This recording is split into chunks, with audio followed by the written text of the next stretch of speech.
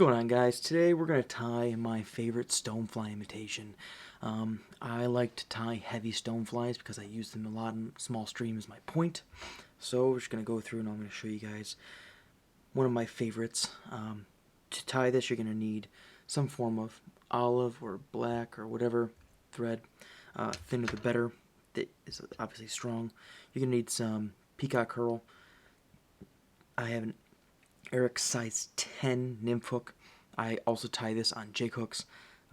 Also going to want, I choose to do a 4mm and a 3mm too. And then you can also do a single, double like this, double with two 4mm. You can vary up your weights that way. So, but I always like to have my heavier fly up front. So I'm just going to get my wrap started. The other things you're going to need goose biots. I use those for tails. And then you're going to need either pheasant or I like to use turkey. It's really nice to provide me with what I need for bodies and also with what do you call it, for my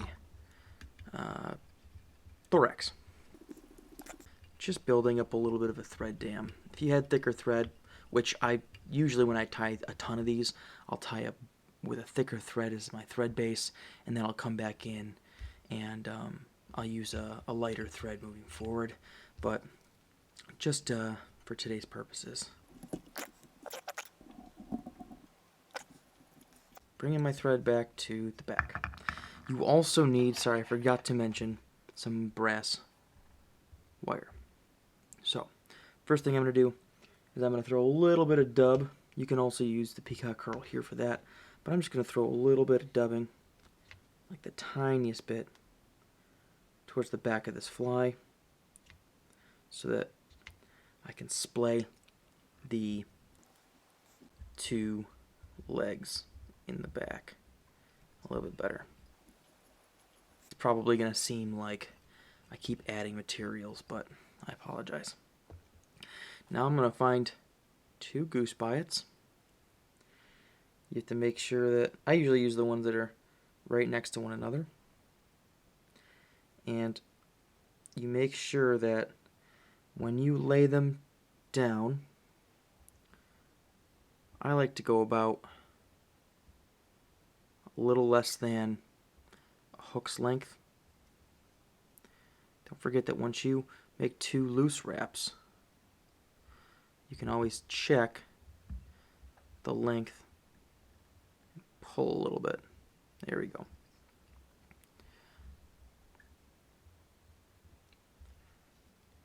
A couple more loose wraps to anchor it down. Alright, so whenever you lay them down, you're going to want to make sure they splay a little bit. And usually, too, you want to make sure that when you lay them out, they kick out a little bit. So, as you can see, there's usually one way that it kind of likes to lay. You want to make sure that it naturally wants to go outward or face outward. That was awful. There's sometimes no pretty way to do this. Some are better than others. I will never profess to be a master tire.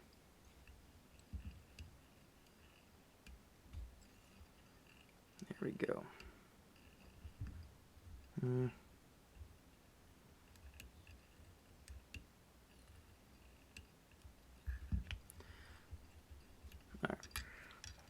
I now like to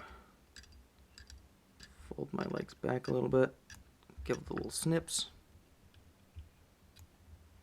And then further anchor the fly.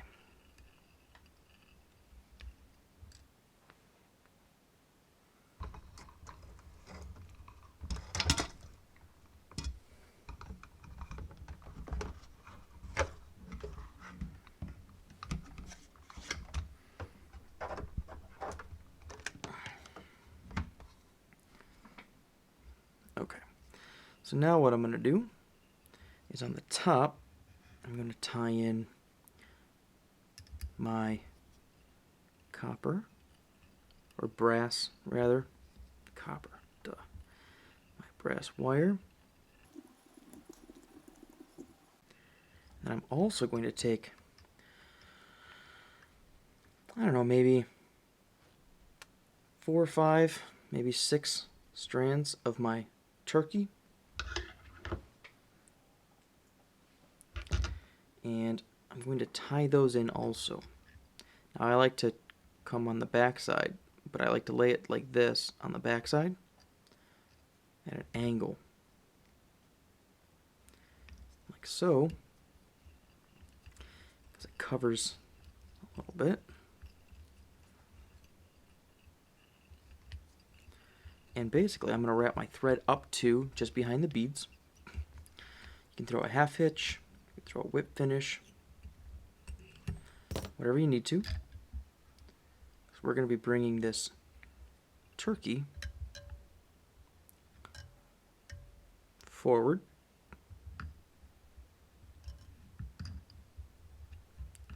Lay it down as a body.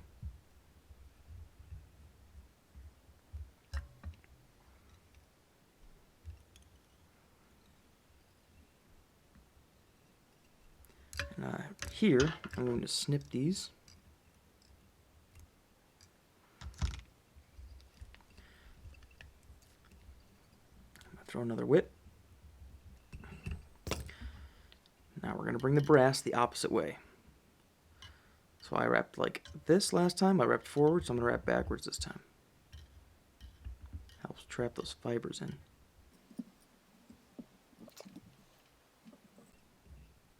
I like to wrap on the front, on the back, front, back of the wire.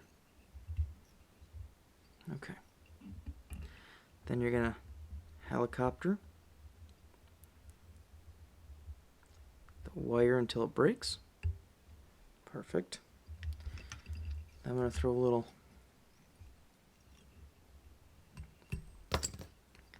whip finish. I'm going to get you guys resituated here. There we go. Okay. So, I'm somebody who likes to save my progress. Also, this fly would fish as is right here, but I'm just going to throw a little dot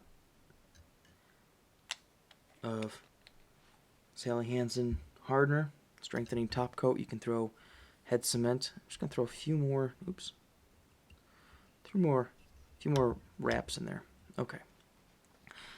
Then, what I'm going to do, this is where you can get a little fun. You can use the same dubbing that you did in the back, or you can change it up.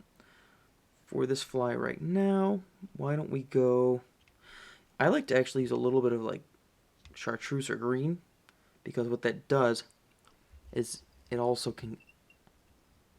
the fly to sometimes pass as a really large caddis. I know that sounds crazy because of the legs, but fish are not super picky. Okay, nice and loose. I'm going to get 2 more of my biot legs. I'm going to tie these in. Try and match the same length of protrusion that are on the back.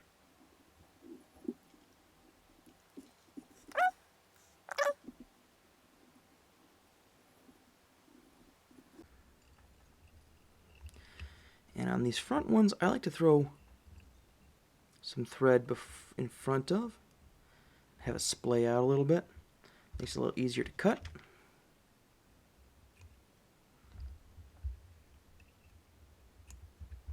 Alright. Again, just going to throw a little. I'm a progress saver, so my little whip finishes are to make sure that if this light thread were to go awry, that I have some progress saved. Okay. Now what I'm going to do is I'm going to grab a piece of peacock, snip the back end off, the little curlicue. Okay. Then I'm also going to take a larger chunk, maybe 8 or 9 of my turkey fibers. I'm also going to snip the backside off. What I'm going to do is I'm going to lay my turkey down across the top, making sure that it's level with the top, or like just exactly on the top. I'm going to anchor it down, creating a thread base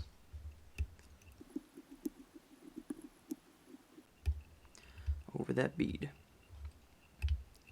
I used to use lead-free wrap there instead, and it works well, but especially on jig flies, it just didn't do it quite the same as a bead. Okay, again, throw a little progress, saver there, then I'm going to go back. Okay, now I'm going to take my herl, and I'm going to tie it in just like I did before at an angle.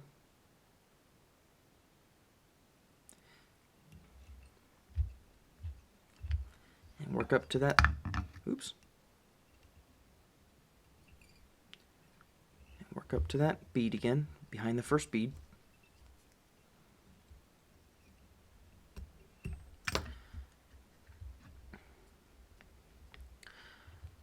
I'm going to take my hackle, or my herl rather.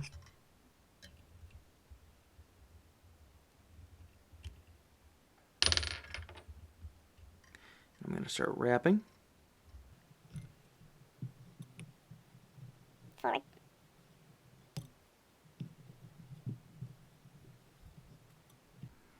Trap my hackle or my herl.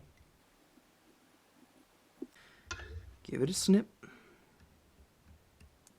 I'm going to take 2 more of my, making sure you guys are as in focus as I can get you. It's a fine line here. Got 2 more biots.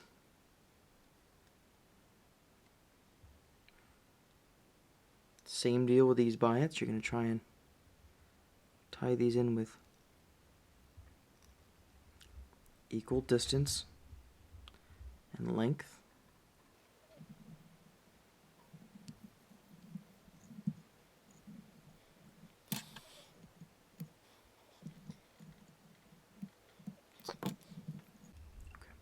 Take my turkey, gonna pull it forward, press down, trap those fibers,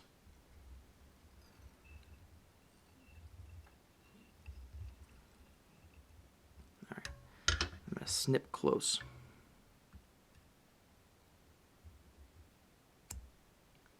Close as I can at least. Okay, your fly is essentially done. I'm just going to give this a little whip finish. The only thing that I like to do to the fly now, after I clip my thread,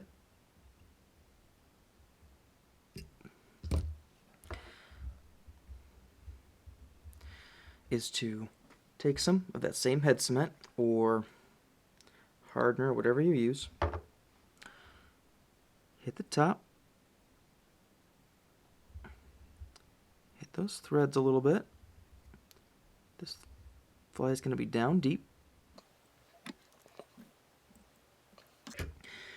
Then while that's curing, I use some UV glue and a light, or a torch if you will, if you're from across the pond. And I like to give a little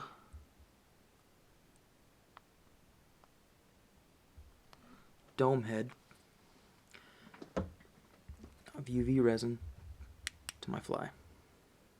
It protects it, it makes it look case-ish, waxy, you name it. Alright. That right there is your finished fly. That'll do the trick for sure. Super heavy, gets down, catches fish where they are. It acts as a point fly, acts as a still water fly with a hand wind retrieve, you name it. Customize it with hot head, customize it with different colored threads, different colored dubbings, you name it. That's my go-to. Hopefully you guys liked the video. If you did, give it a thumbs up, subscribe to the channel, check out the other videos in the playlist, and until next time guys, catch you guys on the flip side. Tight lines, and we're out.